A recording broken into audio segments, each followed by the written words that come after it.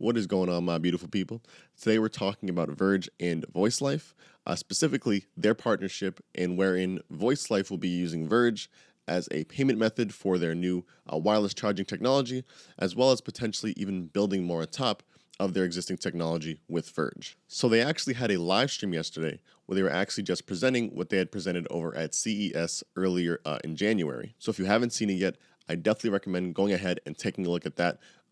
Maybe before you watch this video. It's probably not going to make too much of a difference, but at least that way you'll know more about what they were talking about and what I'm going to be talking about going forward. But today we'll be taking a brief look at VoiceLife, the company, and their product, Far-Field Wireless Charging System, just to see if all this stuff even makes sense and if some of this is even possible. Really just some research that I did, and I definitely want to see what you guys think about it. Now, just real quickly before we get into VoiceLife as a company, this is what the live stream actually looked like, more notably with Justin Vendetta at the top right, him being the founder of Verge, and then, of course, Robert Smith on the top left, and him, of course, being the founder and CEO of VoiceLife.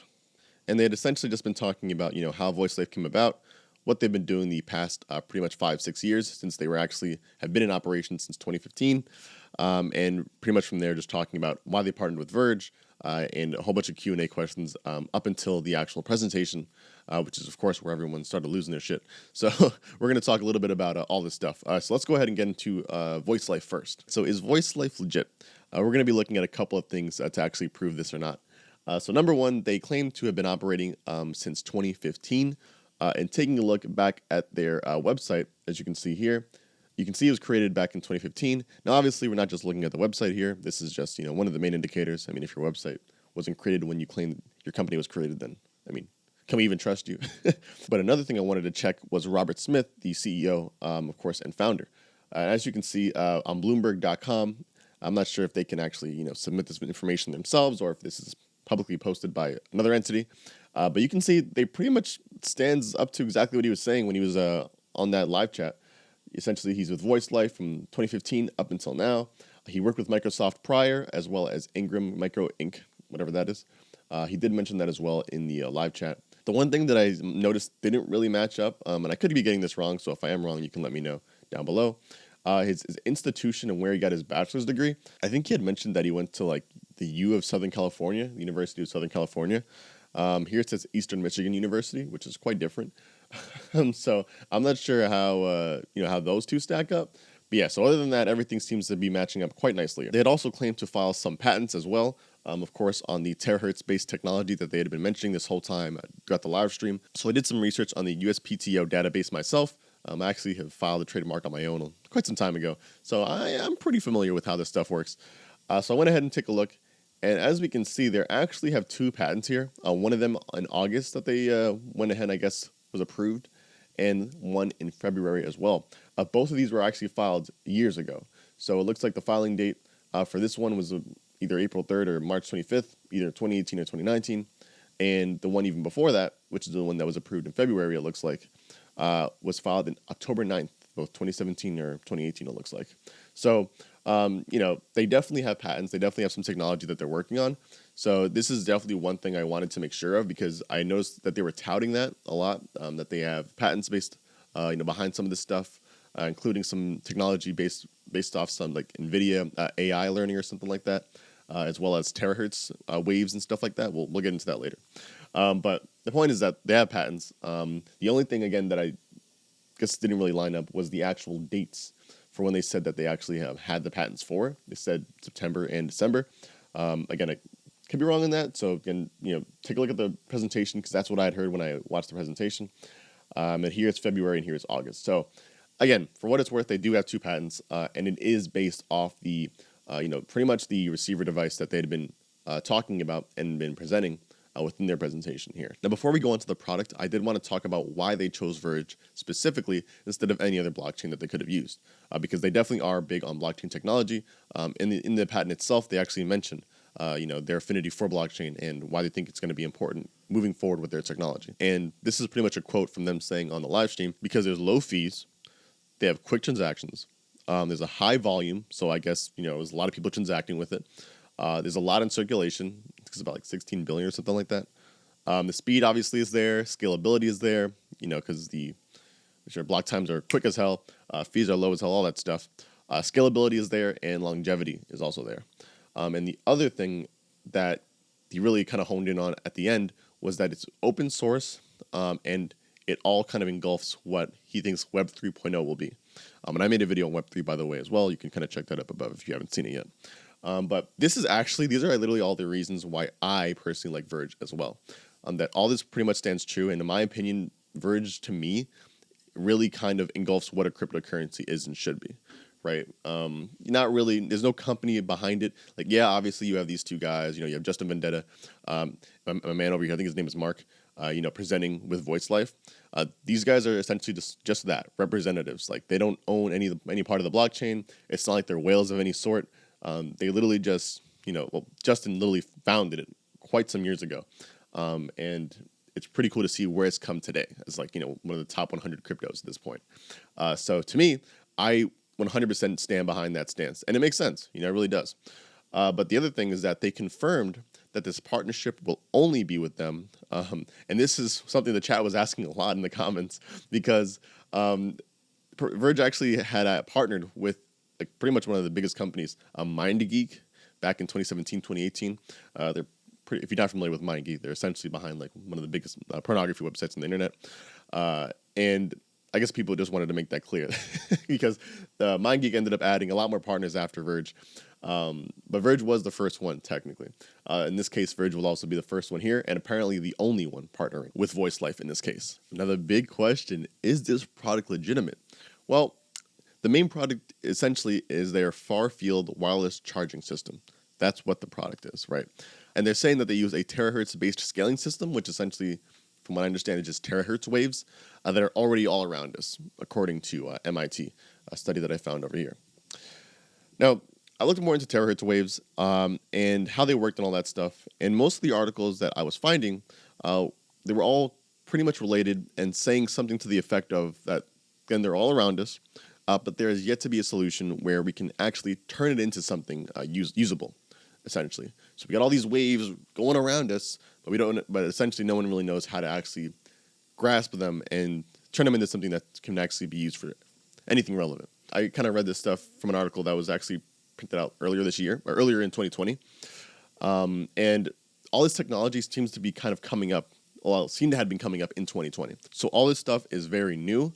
And the thing is that, again, this technology is so new that it's hard to check whether their claims, Voice Life in this case, whether their claims are legitimate, because the only other group of people that are trying to do anything relevant to what they're doing is MIT over here. And they actually mentioned that this energy would not be enough to charge cell phones. However, just a week later, or it was a couple weeks later, after MIT had mentioned this article here, Newsweek had actually published something mentioning that MIT had now came out with potentially a blueprint for a device that they believe could convert those ambient waves into a direct current.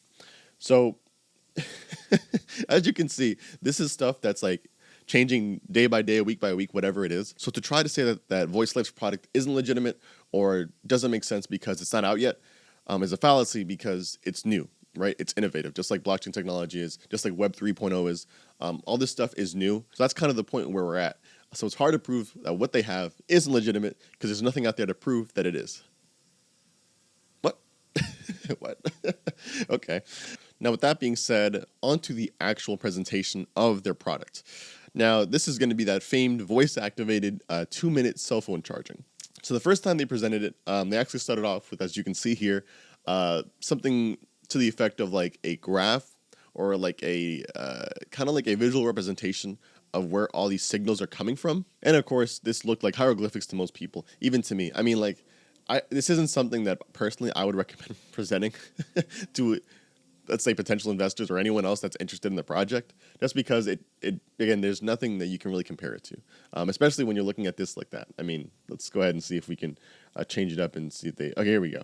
So as you can see, those different beams going up are essentially going to be different types of satellites, apparently, and pretty much where their charging is coming from. And the great thing, as they actually mentioned in the presentation, is that they don't need to put up their own satellites to get this type of charging capability. It already exists with existing satellites. So the ones that Tesla's putting up, the ones that all these different companies are putting up, all that stuff. Now on to the actual charging. So they said here that they had actually broken down the steps here so you could see what it visually looks like. They have like 2 or 3 phones up here. You'll see. I'm not gonna lie to you. This part to me kind of threw me for a loop because I'm like, all right, it's cool to show people the step-by-step process, but I'd almost prefer you just literally show how it looks like from a consumer standpoint so people understand how fast it is, and then maybe show the back end of it. At least that's just me. I don't know. Listen, that's just how I would present it personally. But as you can see, they have 2 phones up here, one sending the Verge and one receiving it, and then as a result, another phone that's actually going to be taking the charge after that payment is received. This is the phone that's going to be charging. And the one thing that I do want to point out here is that mad people in the comments, and this is a legitimate claim, I will say, that the times were off. As you can see, 8:38 over here, 8:38, and about 6:26 over here. That these guys were saying that it was pre-recorded, the charging itself. So mainly just because that they've been presenting this at CES for the past, who knows how many days. And for them to recharge the phone and I guess deplete the battery too many times doesn't make too much sense. I guess I don't know how they would deplete the battery of a phone that quick to recharge it again. So I definitely get what they're saying there, but they definitely should have said that. They should have said that before they did it because obviously it got a lot of people skeptical. And as you can see over here, he actually activates the charging with his voice using Siri, and instantly it starts to go ahead and charge. Now, again, one of the other things that people were saying as well, and I definitely agree, is that we couldn't see the physical device. Essentially they were showing us a screen with the iPhone on it.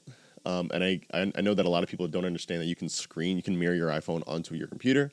But I know, listen, I get it. You want to see the physical device. I mean, so do I, right? So obviously at some point throughout this presentation, you'll see Robert actually bring up the phone. And even then, it wasn't good enough. So what we're going to do is actually skip over to where he actually brings up the phone the whole time, it looks like, for the second live demonstration that people were asking for. As you can see, he brings it up right there. But let's go ahead and take a look at the second live demonstration, just so we can see exactly what we're dealing with here. Now, as you can see on the phone, it says the time is 9:42, which is the correct time in Pacific Standard. I'm in Eastern, so it's about 3 hours behind me. So the time is correct this time. And we'll go ahead and play it here. Something that he does mention here is that this is live. So it is not a recording like the previous one was. That's why the time was off. This is actually a live presentation this time. And Justin actually asked that, I think, throughout the actual thing. Or I think it was Mark who asked it. But as you can see, it's live, right? And one thing to notice as well is that not only, of course, does he have the phone in front of him, but what's enabling the phone to charge so quickly is the case that it's actually within. So you'll notice him actually kind of turn around the case a little bit there. That's going to be the actual, that's going to be one of the physical products, I guess you could say, they produce. The case itself is made of graphene to keep the phone from overheating and possibly exploding. And that's one of the other things I wanted to mention too, is that graphene, from what I understand after doing some research on it, essentially it's able to, let me be clear. I took mechanical engineering in college. And I've been through thermodynamics and heat transfer and all that shit. I was under the understanding that there's nothing that can take an unlimited amount of heat and not, I don't know, like overheat or whatever. But graphene seems to be a great heat dissipator. So that's why they've been using it for this terahertz based technology, in this case, the case, so that the phone itself doesn't overheat and kill everybody pretty much.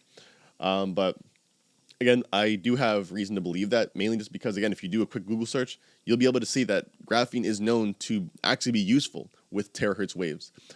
Specifically, there's been research done on it that I was finding on Google. Again, mainly research that I was finding. It wasn't any product specifically. And again, it seems to be just because it's such a new niche, I guess.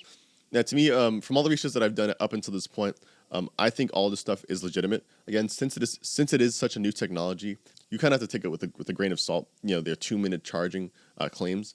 But the one thing that I did want to mention, actually, that I thought personally would be a little bit hard to do is the actual charging of the devices themselves. I was under the impression that some of these phones actually had limits in how fast you can charge them to keep them from overheating. So apparently with Google, you're actually not even able to charge your phone over 18 watts. Now, in the presentation, they mentioned that they're essentially using 5 watts, but they're somehow speeding it up. I don't know how that's possible, again. But if Google it doesn't allow more than 18 watt charging, there's no way it's going to be able to charge itself in 2 minutes. So to me, that's the only thing where I can see this some sort of fallacy. But also at the same time, I did some research on on the iPhone. They negotiate with the charger to see what it can offer. Then they tell the charger what to give. So the device, of course, is going to be the one drawing the power. Chargers don't push it. So in this case, when you plug your phone into the wall, or if there's wireless charging coming to it, your phone is deciding, hey, this is an okay amount of charge to come through, rather than the charger or the actual wireless charger telling the phone what to take. That makes sense. But the main takeaway here is that the device is the one deciding how much power can come into it. And as far as I'm concerned, I would think that a lot of these companies would put in some sort of barrier in terms of how much charge it can take. Because again, I mean, it can only take so much until like it overheats, right? And obviously, as far as I'm concerned, I don't think there's any graphene in any of these phones. There could be. Again, he does say that there is graphene within the charging device, as well as the battery pack, as you can see that he brought up here. This is also coated in graphene as well, top and bottom, as well as 4 charging ports too. So it looks like this not only works wirelessly, but it also works if you just plug it in, like straight up to the port. And the last thing that I did mention is that Justin Vendetta, the founder of Verge, also did announce that they do plan on adding smart contracts to the Verge blockchain, which would be really, really cool, honestly. That'd be dope. And listen, I don't know if that's going to happen anytime soon. I wouldn't hold your breath for that. The good thing is that Verge XVG already works as a cryptocurrency very well. Obviously with the whole anonymity feature that it has, and just in general being able to transfer it back and forth seamlessly as quick as possible. So to me, I would say the main thing here right now is voice life and seeing, what will happen in the future with voice life. Will they come out with this product soon for the masses? I think people were asking that. As far as I'm concerned, it doesn't seem like there will be, mainly just because a lot of this stuff is still in the research phase. But again, if it is, then how do they already have this product in hand? I know it's a little bit sus. Again, that's why I did want to make this video, just to give you my opinion, again to kind of show you what's going on in terms of on their end, on the technological end, and what my thoughts are. But I'll leave all these articles below in the description. So if you do want to take a look, I highly recommend doing so. Again, if you do have your own bag of Verge, much like I do, I'm going to be holding it for a minute anyways. So let me know down below. What do you guys think about this partnership with Voice Life? I look forward to conversating with you and just seeing what your thoughts are, because at the end of the day, I'm not the smartest guy on the earth. I just throw up Google and do some research. That's all. That's the only difference between you and I. And I also sit in front of a camera and talk about it. I guess that's the only difference. But anyways, I'll catch you guys in the next one. Peace out.